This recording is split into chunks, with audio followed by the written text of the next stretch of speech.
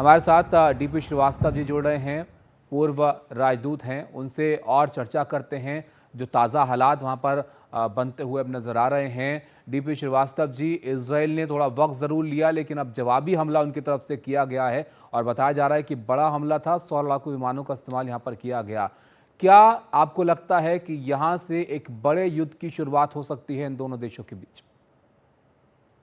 देखिए, खतरा तो ज़रूर है, लेकिन मैं इस विषय में कोई टिप्पणी इसलिए नहीं करना चाहूँगा क्योंकि ये ज़रूरी है कि दोनों पक्ष अपना संतुलन बनाए रखें, बजाय कि कोई ऐसी बात हो जिससे कि वॉर में एस्केलेशन हो। लेकिन हाँ, ये ज़रूर कहा जा सकता है, ईरान ने पहले ही कहा है कि अगर इज़राइल वार करता है तो उसका वो जवाब देंगे। इसमें अभी तक, जैसा मैंने कहा, थोड़ा संतुलन बना हुआ है कि किसी भी नागरिक ठिकाने पे नहीं हमला हुआ है, एक चीज़। जी।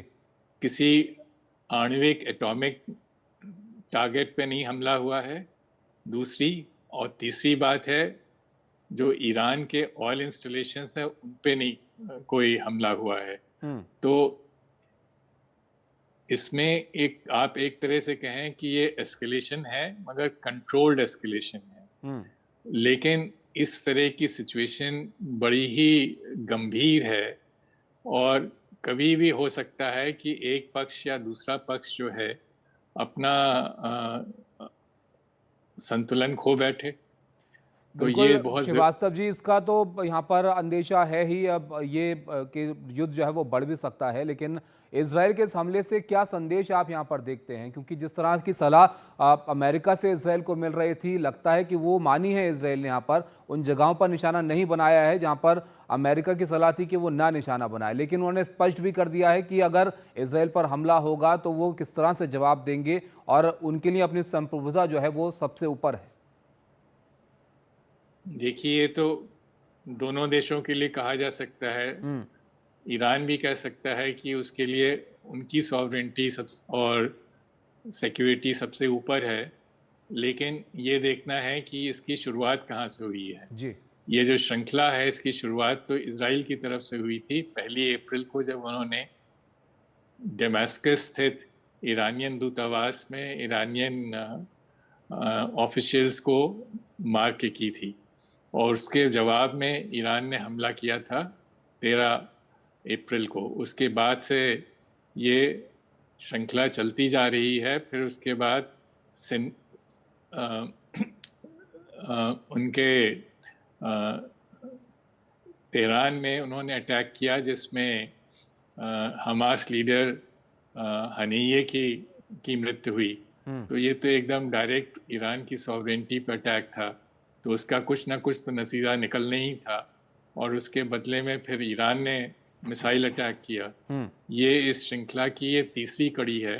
और मैं तो यही चाहूँगा कि इसके बाद ये लड़ाई और ना बढ़ के, हालांकि जैसा कहा है ईरान ने, इसकी बदले में वो भी अपना वार करेंगे। जी। अच्छा श्रीवास्तव जी, यहाँ पर इजराइल की क्या रणनीति आपको यहाँ पर नजर आती है? तमाम तनाव की शुरुआत हमास के हमले के बाद उसको जवाब देने के लिए जो है वो हुई थी एक तरह से, और उसके बाद हिजबुल्ला चीफ को जो है वो मार चुके हैं, हमास चीफ को मार चुके हैं, लेकिन तनाव दोनों जगह पर बरकरार है। और अब ये नई स्थिति जो है वो बन रही है ईरान के साथ। तो इजराइल को आप किस स्थिति में यहाँ पर देखते हैं और उनकी क्या रणनीति आपको नजर आती है? देखिए, इजराइल के बारे में ये कहना ज़रूर मैं समझूंगा कि इस पूरी लड़ाई की शुरुआत हमास के द्वारा इजरायली सिविलियंस के अगेंस्ट अटैक से हुई थी, जिन्होंने बड़ी निर्ममता से वध किया था और जिसका कोई भी औचित्य या जस्टिफिकेशन नहीं हो सकता है। तो इजराइल को के पास एक legitimate right of self defence था, लेकिन उन्होंने उसमें डिसप्रपोर्शनेट फोर्स गाजा में की और पैलेस्टीनियन सिविलियंस को टारगेट बनाया। अब उसके बाद लड़ाई भड़की है लेबनान में पहुंची। नाउ इसमें इसका दूसरा पहलू है हिजबुल्ला। हिजबुल इरा इजराइल शुरू में नहीं गया है लेबनान में, हिजबुल्ला ने अटैक शुरू किया इजराइल पर, जी। जिसकी वजह से 60,000 इजरायलीज विस्थापित हो गए। तो उन्होंने उस पर शुरू किया।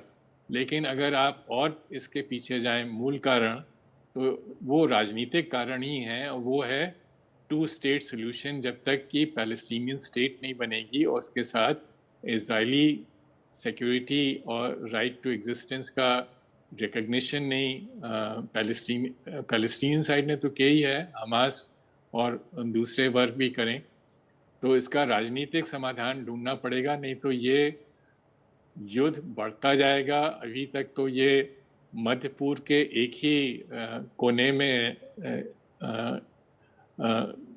लिमिटेड था, लेकिन अब चूंकि एक मेजर पावर्स में डायरेक्टली हो रहा है इजराइल के और ईरान के साथ, और ईरान एक बड़ी ऑयल प्रोड्यूसिंग शक्ति है, और अगर ये बढ़ा तो पूरे क्षेत्र की स्टेबिलिटी पे ज़रूर पर भी असर आ सकता है। तेल के दाम तो ऑलरेडी बढ़ गए हैं, और ये बात ख्याल में रखनी चाहिए कि एक तेल के दाम में $1 पर बैरल की बढ़त पे हिंदुस्तान का जो एनुअल इंपोर्ट बिल है, आयात का, पेट्रोलियम पदार्थ का आयात का बिल, उसमें करीब 14,000 करोड़ रुपए की बढ़ोतरी हो जाती है, और पिछले 3-4 दिन में $2 के ऊपर तो ऑलरेडी तेल का दाम बढ़ गया है। जाहिर तौर पर अगर कहीं पर भी तनाव बढ़ता है तो उसका असर पूरी दुनिया पर पड़ता है, जिस तरह से चीज़ें आपस में जुड़ी हुई हैं। श्रीवास्तव जी, अभी जो एयर स्पेस है उसको बंद किया गया इस हालात के बाद, तो उससे ही काफ़ी जो है असर पड़ेगा आवाजाही पर, क्योंकि विमान सब जगह से होकर गुजरते हैं। ऑयल की आपने यहाँ पर बात की, लेकिन इसके सॉल्यूशन की तरफ अगर बढ़ते हुए दिखें तो आपको लगता है कि इजराइल टू स्टेट सॉल्यूशन की तरफ रुख जो है कर सकता है? क्योंकि जिस तरह का रुख बेंजामिन नेतन्याहू का लग रहा है, बहुत अग्रेसिव रुख में वो जवाब देते हैं तमाम मुल्कों को, अमेरिका की सलाह को भी कई बार नज़रअंदाज वो करते हुए नजर आए हैं। तो कोई हल जल्द होता हुआ दिख रहा है आपको, जो तनाव यहाँ पर बढ़ रहा है लगातार? देखिए, ये समस्या है जो इजराइल की आंतरिक राजनीति से जुड़ी है। इजराइल में भी काफ़ी लोगों का कहना है कि सनावर की मृत्यु के बाद इजराइल को गाज़ा की लड़ाई में सीज़फायर करना चाहिए था, और उसके बदले में बंधकों की रिहाई पे जोर डालना था। उसके बजाय ये लड़ाई इजराइल ने चलती रखी है, और उसका कारण शायद उनके अंदर इजराइल में जो राजनीतिक समीकरण है, जिसमें उग्रवादी पार्टियों का काफ़ी प्रभाव है कैबिनेट में, वो है।